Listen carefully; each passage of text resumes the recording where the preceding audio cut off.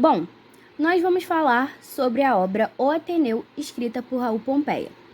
Apresentado por Juliana Mendes, Manuela Burgos, Maiara Costa, Paulo Daniel, Pedro Rodrigues, Vitória Carvalho e Yasmin Pequim. Nessa apresentação, nós vamos abordar os seguintes tópicos: conceitos gerais sobre o livro, história de vida do autor, o contexto em que a obra foi escrita e o momento histórico. De uma maneira breve, o livro O Ateneu é a história de Sérgio, um jovem enviado para estudar no prestigiado Colégio Ateneu, no Rio de Janeiro, no século XIX.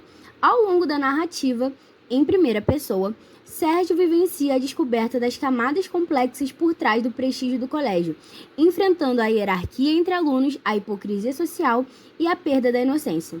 O ambiente escolar reflete as fragilidades da sociedade da época, enquanto Sérgio passa por um processo de amadurecimento, confrontando suas convicções diante das situações encontradas no colégio.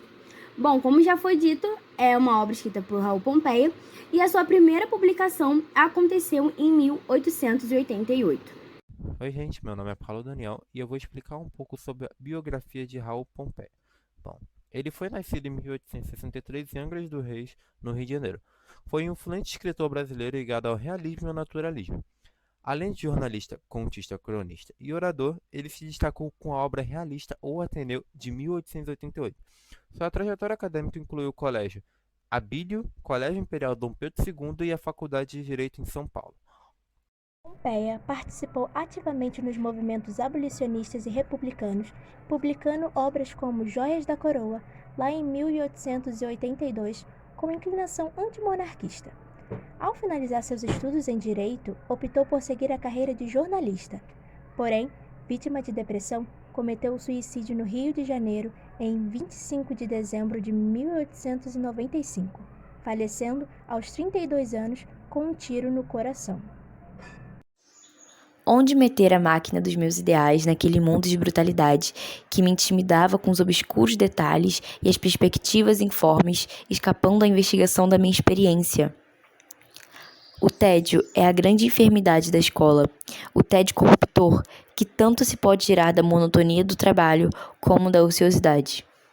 Já no contexto histórico, nós tivemos a chegada da família real na cidade de Salvador, no Rio de Janeiro, no ano de 1808. Além disso, também tivemos o desenvolvimento das primeiras indústrias, o começo das construções das ferrovias no território brasileiro e a declaração da República em 1889. Além disso, nós tivemos também a proclamação da República da Colônia Brasileira à Monarquia Portuguesa em 1822, no Rio de Janeiro. No século XIX, por volta de 1870, o Brasil alcançou a marca de 10 milhões de habitantes, com cerca de mais da metade da sua população analfabeta.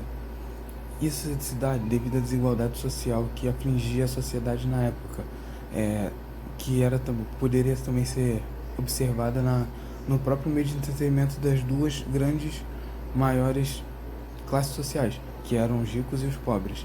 Os ricos costumavam frequentar lugares mais privados, como teatros e bailes, enquanto os pobres costumavam ficar em suas casas ou em locais públicos, como igrejas e praças. Vais encontrar o mundo, disse-me meu pai, à porta do Ateneu. Coragem para a luta. Esse trecho que eu acabei de ler foi retirado do livro O Ateneu, um romance naturalista que se passa em 1888.